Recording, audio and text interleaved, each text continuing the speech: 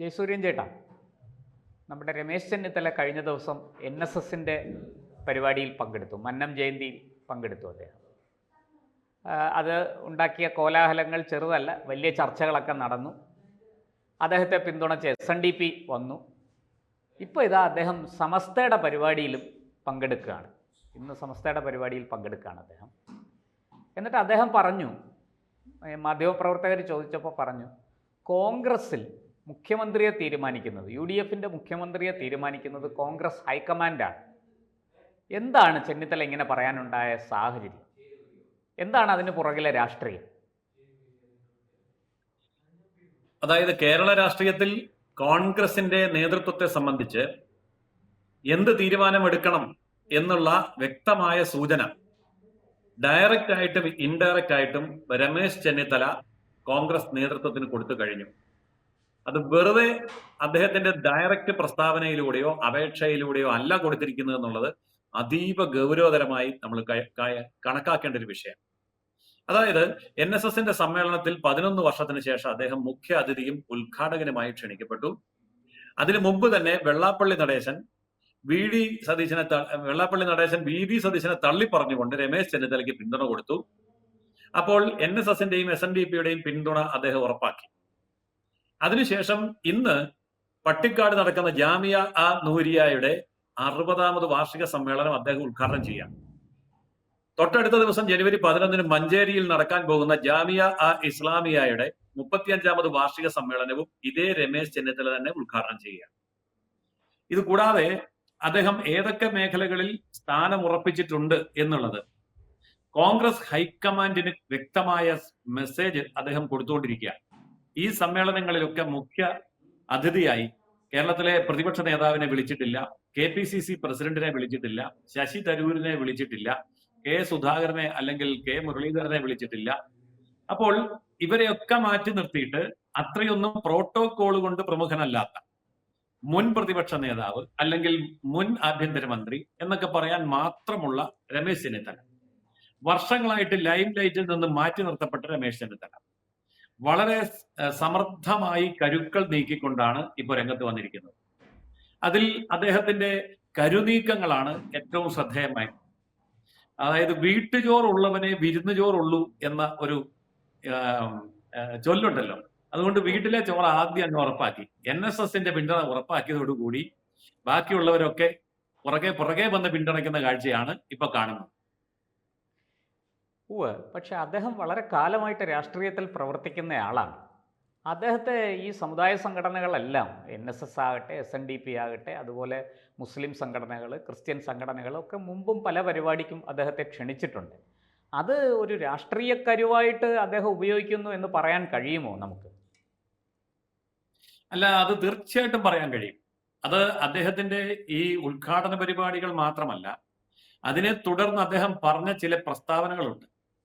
അതായത് തീരുമാനം ഹൈക്കമാൻഡിൻ്റെതാണ്, കേരളത്തിൽ ആരും ഇക്കാര്യത്തിൽ ഇടപെട്ടിട്ട് ഒരു കാര്യവുമില്ല, ഞാൻ ഹൈക്കമാൻഡിനെ വേണ്ട വിധം കണ്ടിട്ടുണ്ട്, കിട്ടിയിട്ടുണ്ട്, ബോധ്യപ്പെടുത്തിയിട്ടുണ്ട് എന്നുള്ള ഒരു സൂചന. രണ്ടാമത്തെ സൂചന അദ്ദേഹം ഇന്ന് പുറത്തുവിട്ടു, ഞാൻ KPCC പ്രസിഡന്റ് ആയിരുന്നപ്പോഴാണ് കേരളത്തിൽ 70% ഗ്രാമപഞ്ചായത്തുകളും UDF ഭരിച്ചത്, കോൺഗ്രസ് ഏറ്റവും കൂടുതൽ സീറ്റുകൾ നേടിയത് എന്ന് അദ്ദേഹം പറയുന്നുണ്ട്. അതിൽ നിന്നും വളരെ വ്യക്തമാണ് ഞാനാണ് യോഗ്യൻ എന്നുള്ളത് അദ്ദേഹം തന്നെ പ്രഖ്യാപിച്ചു കഴിഞ്ഞിരിക്കുകയാണ്. പിന്നെ അതിൽ ഏറ്റവും ശക്തമായിട്ടുള്ള പ്രഖ്യാപനം എന്ന് പറയുന്നത് ഹൈക്കമാൻഡ് തീരുമാനിക്കും എന്നുള്ളതാണ്. അപ്പൊ ഹൈക്കമാൻഡ് എന്ന് പറയുന്നത് വേണുഗോപാലിന്റെ കയ്യിലല്ല, ഹൈക്കമാൻഡ് എന്ന് പറയുന്നത് മറ്റാരുടെയും കയ്യിലല്ല. ആ ഹൈക്കമാൻഡ് തീരുമാനിക്കുമെന്ന് വേണുഗോപാൽ പറയുന്നതിനേക്കാൾ ശക്തമായി അദ്ദേഹം പറഞ്ഞപ്പോൾ ഹൈക്കമാൻഡിനെ കമാൻഡ് ചെയ്യാനുള്ള സംവിധാനം അദ്ദേഹം ഒരുക്കിയിട്ടുണ്ട്. അതാണ് NSS, അതാണ് SNDP, അതാണ് സമസ്ത, അതാണ് മുസ്ലിം ലീഗ്. അപ്പോൾ കേരളത്തിലെ സമുദായ സംഘടനകളുടെ എല്ലാം പിന്തുണ ഉറപ്പാക്കിയ ഒരേ ഒരു നേതാവ് കോൺഗ്രസിൽ ഇപ്പോൾ ഞാനാണ്. ഇത് ഹൈക്കമാൻഡിന് മനസ്സിലായിട്ടുണ്ട്, ഇല്ലെങ്കിൽ മനസ്സിലാക്കും. അങ്ങനെ ഹൈക്കമാൻഡിനെ കൊണ്ട് ഈ പേര് നിർദ്ദേശിക്കപ്പെടും എന്നാണ് അദ്ദേഹം പറയാതെ പറഞ്ഞിരിക്കുന്നത്. കോൺഗ്രസിന്റെ ഒരു ശൈലി നോക്കിയാൽ നമുക്കിത് മനസ്സിലാവും. കോൺഗ്രസ് എപ്പോഴും ഈ പറഞ്ഞ പോലെ ചതുരംഗ കരുക്കളെല്ലാം കൂടെ നിരത്തി വെച്ചിട്ട് ഓരോ കരുവിനെയും ഓരോ കോളത്തിൽ വെച്ച് അവസാനം ചെക്ക് പറയുന്നത് പോലെ കൊണ്ടുപോയി മുഖ്യമന്ത്രി സ്ഥാനം കൂട്ടി കയ്യിലെടുക്കുന്ന പരിപാടിയാണ് കോൺഗ്രസിനുള്ളത്. അല്ലാതെ അവിടെ ജനാധിപത്യമോ തെരഞ്ഞെടുപ്പോ ഭൂരിപക്ഷമോ ഒന്നുമില്ല. അപ്പോൾ ഈ ബാഹ്യശക്തികൾ, സമ്മർദ്ദ ശക്തികൾ എന്നൊക്കെ പറയുന്ന പ്രഷർ ഗ്രൂപ്പുകളാകുന്ന സമുദായ സംഘടനകളുടെ പിന്തുണ സമാർജിച്ചു കഴിഞ്ഞാൽ പിന്നെ ഇവിടെ MLA-മാരെയും മന്ത്രിമാരെയും അല്ലെങ്കിൽ നേതാക്കന്മാരെയും ഒന്നും കിട്ടാൻ ഒരു ബുദ്ധിമുട്ടുമില്ല. MLA-മാരുടെ എണ്ണത്തിലോ സാമുദായിക എണ്ണത്തിലോ ഒന്നുമല്ല. സമുദായ സംഘടനകളുടെ പിന്തുണയുണ്ടോ കോൺഗ്രസിനെ, അതാണ് ഏറ്റവും കരുത്തുള്ളതായി അവർ പരിഗണിക്കുന്നത്. അല്ലാതെ കേരളത്തിൽ എത്ര MLA-മാർ ഇദ്ദേഹത്തെ പിന്തുണയ്ക്കുന്നു, കോൺഗ്രസിനകത്തെ എത്ര MLA-മാർ രമേശ് ചെന്നിത്തലയെ പിന്തുണയ്ക്കുന്നു എന്നുള്ള ചോദ്യം ഹൈക്കമാൻഡിനില്ല. UDF-ൽ എത്ര MLA-മാർ, ഘടകകക്ഷികളിലെ എത്ര കക്ഷികൾ രമേശ് ചെന്നിത്തലയെ പിന്തുണയ്ക്കുന്നു എന്നുള്ള ചോദ്യമില്ല. മറിച്ച് കേരളത്തിലെ എത്ര സമുദായ സംഘടനകൾ രമേശ് ചെന്നിത്തലയ്ക്ക് പിന്തുണ കൊടുക്കുന്നു എന്നുള്ളതാണ് പ്രശ്നം. പക്ഷെ ഇവിടെ വേറൊരു കാര്യമുണ്ട്. ഈ പുറത്തുള്ളവരുടെ പിന്തുണയെല്ലാം ഒരാൾ സമാഹരിച്ചുകൊണ്ട് വരുമ്പോൾ അകത്തുള്ളവർ വെറുതെ ഇരിക്കാൻ പോകുന്നില്ല. VD സതീശൻ തീരെ അങ്ങ് പണ്ടനൊന്നുമല്ല. മാത്രമല്ല VD സതീശന്റെ ഭാഗത്ത് അല്ലെങ്കിൽ പോലും രമേശ് ചെന്നിത്തലയുടെ മറുവശത്ത് മഹാരഥന്മാര് നിപ്പുണ്ട്. Sasi തരൂരുണ്ട്, K മുരളീധരനുണ്ട്, K സുധാകരനുണ്ട്. ഇങ്ങനെയുള്ളവരൊക്കെ മറുവശത്ത് നിപ്പുണ്ട്. വേണുഗോപാലുണ്ട്. അപ്പോൾ മറുവശത്തൊരു വലിയ സൈന്യത്തെ അദ്ദേഹം ഒരുക്കുകയാണെന്നും കൂടി മനസ്സിലാക്കണം. ഒരു വശത്ത് സമുദായ സംഘടനകളുടെയും മതസംഘടനകളുടെയും പിന്തുണ ഉറപ്പാക്കുമ്പോൾ പാർട്ടിക്കകത്ത് ബദൽ ശക്തികളുടെ ഒരു ഐക്യനിര രമേശിനെതിരെ രൂപപ്പെടുന്നുണ്ട്. ഇങ്ങനെ രൂപപ്പെട്ടാൽ ഉണ്ടാകാവുന്ന സംഭവം ഒരു ബലാബലം വരും. അതായത് NSS ലോബി അഥവാ SNDP ലോബി, സമസ്തയുടെ ലോബി, മുസ്ലിം ലീഗിന്റെ ശക്തി, ഇതൊക്കെ സമാഹരിച്ചാലും സ്വന്തം പാർട്ടിക്കകത്തെ ശാക്തിക ചേരികളുടെ പിന്തുണ ഒന്നുമില്ലാതെ വന്നാൽ ഇതെവിടെ പോയി കലാശിക്കും എന്ന് പറയാൻ പറ്റില്ല. അതുകൊണ്ട് അതിരുവിട്ട് സന്തോഷിക്കാനൊന്നുമില്ല രമേശ് ചെന്നിത്തലയ്ക്ക്.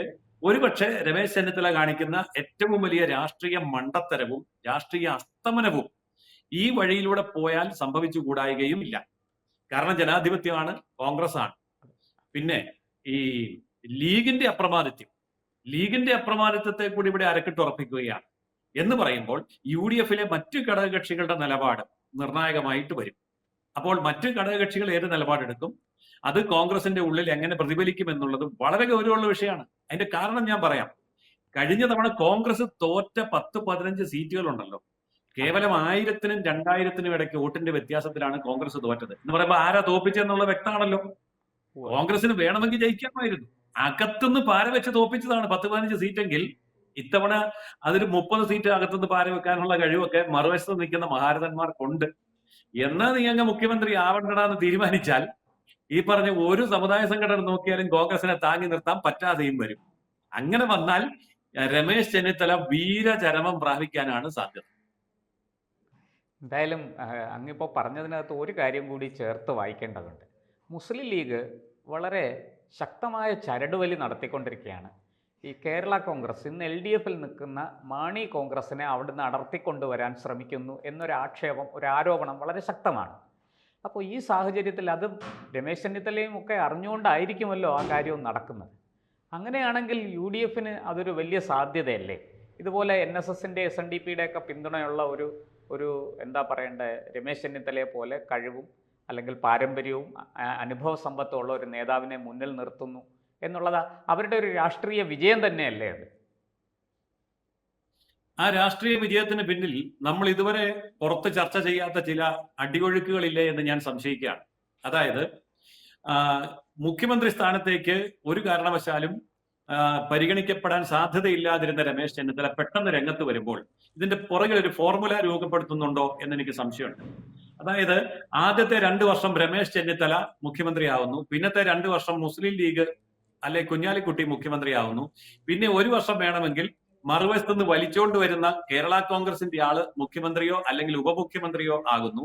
ഇങ്ങനെയൊക്കെയുള്ള ഒരു ഫോർമുല അണിയറയിൽ രൂപപ്പെടുത്തിയിട്ടുണ്ടോ എന്നും സംശയിക്കേണ്ടിയിരിക്കുന്നു. കാരണം മറ്റ് സംസ്ഥാനങ്ങളിൽ കോൺഗ്രസ് അത്തരം കളികൾ കളിക്കുന്നുണ്ട്, ഇവിടെയും കളിച്ചുകൂടായികയില്ല.